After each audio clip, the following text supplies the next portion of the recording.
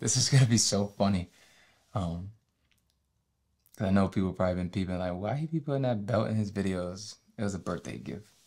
And I'm not gonna get into that. Come to what's the word? I'll talk about it. You know, my crazy friends told me to do this, but it's real. If you think you're gonna win this, okay? After fighting with your family, your friends, your spouse, and everybody in your life, you're not. There's no reward for fighting with your family, friends, and people you love and people you care about. You actually waste a lot of time. Even if it's people you don't care about, there's no point of fighting. You know why? The Bible says we do not wrestle against flesh and blood, but with spirits, principalities and powers in high places, heavenly realms. This is why this is critical. I know we had a funny start to the video, but no, hear me though, very clear.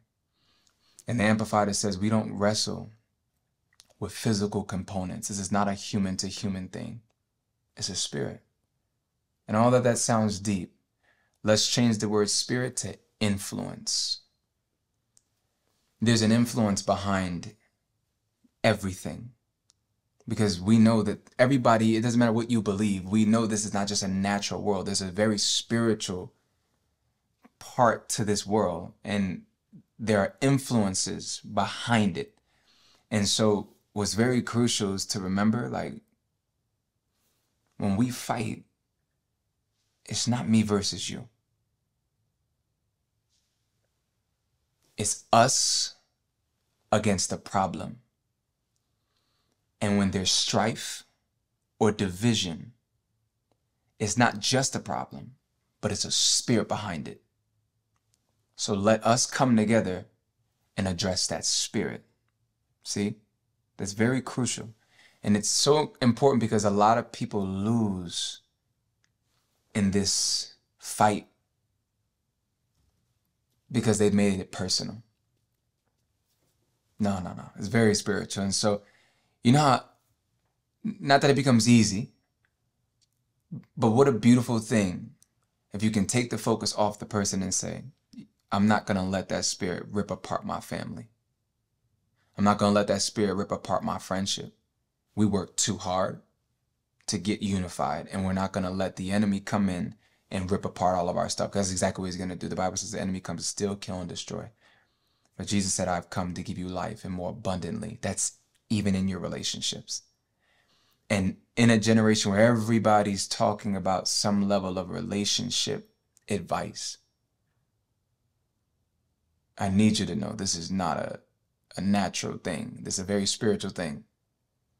Wherever there's division, wherever there's strife, bitterness, resentment, see?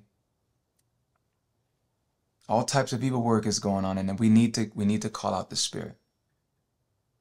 We have to. We need to pray and cover our relationships, especially before heavy conversations. That's number one. Number two, it really helps if we're all on the same page when it comes to the things of God and the spiritual realm. That really helps all together. But then also we have to hold ourselves accountable to remember that it's not me versus you. See? Unity takes work, but once we're unified, nobody, nothing, especially in hell, can stop us from coming together. See? Because it's going to be a fight. Relationships are not easy. I don't care if you marry your best friend. I don't care if you and your bestie been cool for 15 years. It doesn't matter. The enemy will come in and use the smallest perception, filter through inner wounds and all types of inner battles, and whispers like, yo, they really meant it like this. They really tried to violate you. They really tried to disrespect you. And it wasn't the case at all. Let me say this because I don't want to make this too deep that we miss it. There's insecurities that you have that have a voice, right? Like, you know, if you grew up with, let's say, rejection and abandonment, you're gonna feel insecure in most of your relationships, and it's gonna show up in your attachment style for sure. But what's more important is knowing the difference between your insecurity and a demonic spirit harassing you two different things. So you're going to deal with insecurities. You talk to your friends, bang that out. Talk to someone, you could bang that out. But the spirit, you have to call it out and rebuke that thought. Let me give you an example of what it looks like to be harassed by a spirit. You know, you feel insecure. Seems like your friends didn't invite you out to this function. You're like, dang, yo, like, I wonder why they didn't hit me up.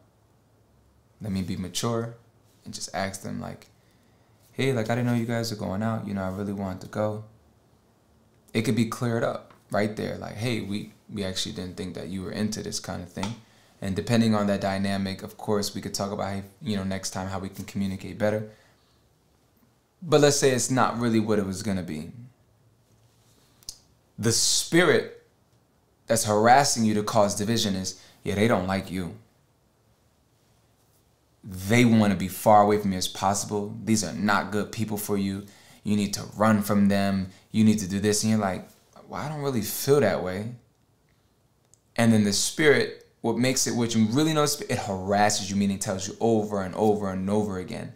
Over and over and over again. It tries to isolate you. It tries to really undermine who they are and cloud your judgment. Even when they're good for you, you can't see straight. And it's every single day. And then you start to feel legitimate resentment and anger towards them.